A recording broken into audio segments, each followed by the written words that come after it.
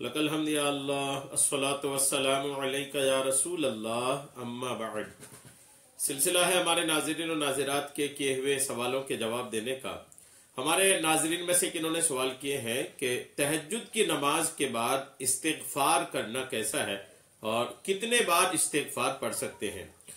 ये हमारे नाज़रीन में से किनका सवाल है। ख्याल रहे कि हमारे नाज़रीन हमारे चैनल की वीडियोस के कमेंट्स में अपने सवालात को लिखते हैं।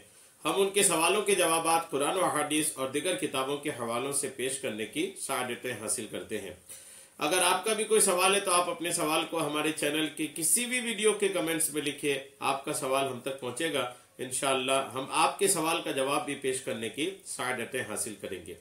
तो तहज्जुद की नमाज के बाद इस्तिग़फ़ार कैसा है करना और इस्तिग़फ़ार करें तो कितने बार पढ़ें इस्तिग़फ़ार, ये इनका सवाल है। याद रखिएगा कि इस्तिग़फ़ार की बड़ी फजीलत है।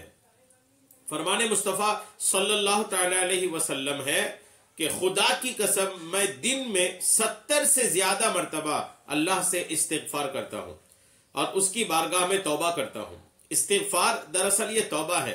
इस्तिग़फ़ार दरअसल ये मग़फ़िरत की तलब है अल्लाह की बारगाह से। अल्लाह करीम के सारे ही अंबिया किराम अलैहिमुस्सलाम मासूम है, याद रखिएगा, वो गुनाहों से पाक हैं।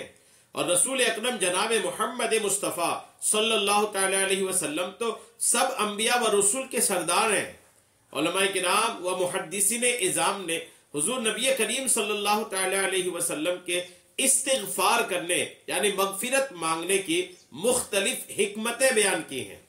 चुनांचे नबी करीम सल्लल्लाहु तआला अलैहि वसल्लम के इस्तिग़फ़ार की हिकमतें अल्लामा बदरुद्दीन आइनी रहमतुल्लाहि तआला अलैह फरमाते हैं कि नबी करीम सल्लल्लाहु तआला अलैहि वसल्लम बतौर आजिज़ी या तालीम उम्मत के लिए, उम्मत को सिखाने के लिए इस्तिग़फ़ार करते थे।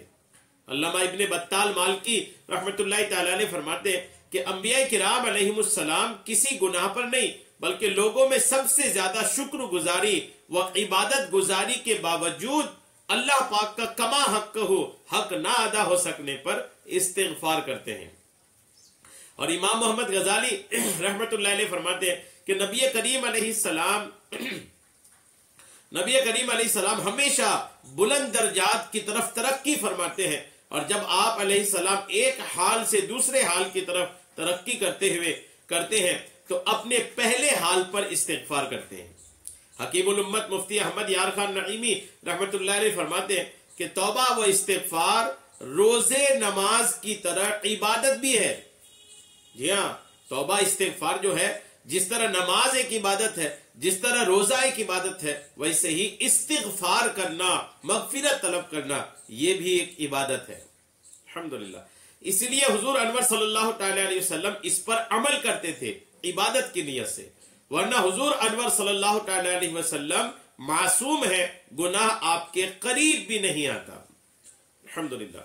अल्लाह करीम के सबसे मकबूल तरीन बंदे यानी दो जहां के सुल्तान मोहम्मद मुस्तफ़ा सल्लल्लाहु तआला अलैहि वसल्लम तो गुनाहों से पाक होने के बावजूद हमारी तालीम के लिए, हमें सिखाने के लिए इस्तिग़फ़ार अल्हम्दुलिल्लाह करते हैं। और एक हम हैं कि गुनाहों में डूबे होने के बावजूद इस्तिग़फ़ार की कमी रखें।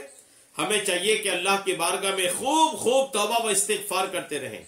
इस्तिग़फ़ार करने से गुनाहों की माफ़ी के साथ साथ और भी कई फायदे अल्हम्दुलिल्लाह हासिल होते हैं, जिनमें 4 फायदा आप मुलाहजा कीजिए। पहला ये कि अल्लाह पाक तौबा करने वालों को पसंद फरमाता है। दूसरा ये कि जो इस्तिग़फ़ार को लाजिम कर ले, अल्लाह पाक उसकी तमाम मुश्किलों में आसानी, हर गम से आज़ादी और उसे वहां से रोजी देता है जहां से उसका गुमान भी ना हो।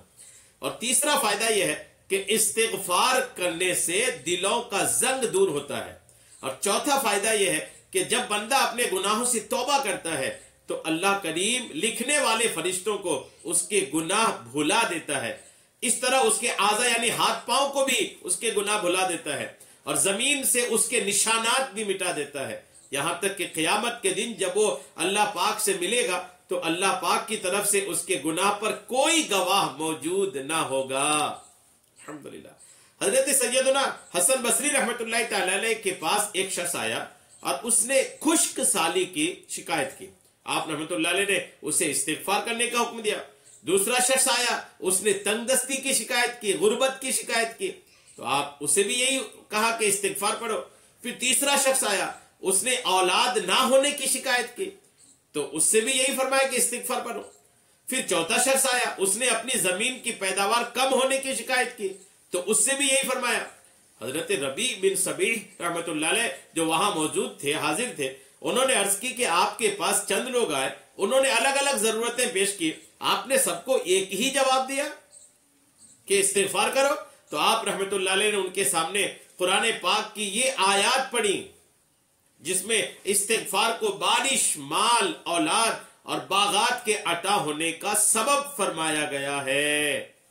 अल्हम्दुलिल्लाह, कुरान पाक की एक आयत है कि जिस आयत में अल्लाह तबारक व तआला ने इस्तिगफार के जरिए से, इस्तिगफार की बरकतों से बारिश, माल, औलाद और बागात अता किए जाने की अल्हम्दुलिल्लाह बशारतें हैं। यानी जो इस्तिगफार करते हैं उसे बारिश भी मिलती है, इस्तिगफार करने वालों को माल मिलता है, औलाद मिलती है, और बाग, बगीचे, गार्डन्स, मालो दौलत, रोजी, खेती बाड़ी वगैरह भी अल्हम्दुलिल्लाह हासिल होता है। तो जिसको जिस चीज की जरूरत है, जहां बारिश नहीं हो रही है वहां लोग इस्तिगफार करें, जिनकी औलाद नहीं है वो इस्तिगफार करें, जिनके पास माल नहीं है, तंगस्ती है, वो इस्तिगफार करें, जिनके खेत खलियान में बरकतें नहीं है वो इस्तिगफार करें।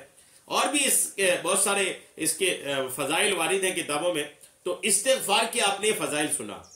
इस्तिगफार एक ऐसी चीज है जिसके लिए कोई वक्त मुतय्यन नहीं है कि ये इस वक्त करें, इस वक्त ना करें, नहीं, कभी भी आदमी इस्तिगफार कर सकता है। और कभी भी में नमाज तहज्जुद के बाद या नमाज तहज्जुद के पहले भी है। आदमी तहज्जुद के वक्त उठे, उस वक्त भी अगर इस्तिगफार करना चाहे तो बिलाशुबा कर सकता है। आप ये कि कितने बार करें, तो इस्तिगफार आपने अब नबी करीम अलैहि सलाम का सुना कि आप रोजाना 70 बार इस्तिगफार करते थे। 70 बार इस्तिगफार रोजाना करते थे, मतलब कसरत से करते थे। तो आप जितना ज्यादा आपसे बन सकता हो आप इस्तिगफार करें। 70 बार की एक आदत भी पूरी कर लें ताकि रसूलुल्लाह के तरीके पर भी अमल हो जाए। तो 70 बार कम से कम इस्तिगफार पढ़ें, और इससे ज्यादा और पढ़ेंगे तो अल्हम्दुलिल्लाह फायदा ही होगा, नुकसान कुछ नहीं है। तो नमाज तहज्जुद के बाद इस्तिगफार पढ़ने में कोई हरज नहीं है, इसको बिलाशुबा पढ़ सकते हैं। उम्मीद है मेरी बात आपको समझ में आ गई होगी। अल्लाह तबारक तआला हम सबको सुनने से कहीं कहीं ज्यादा अमल की तौफीक अता फरमाए।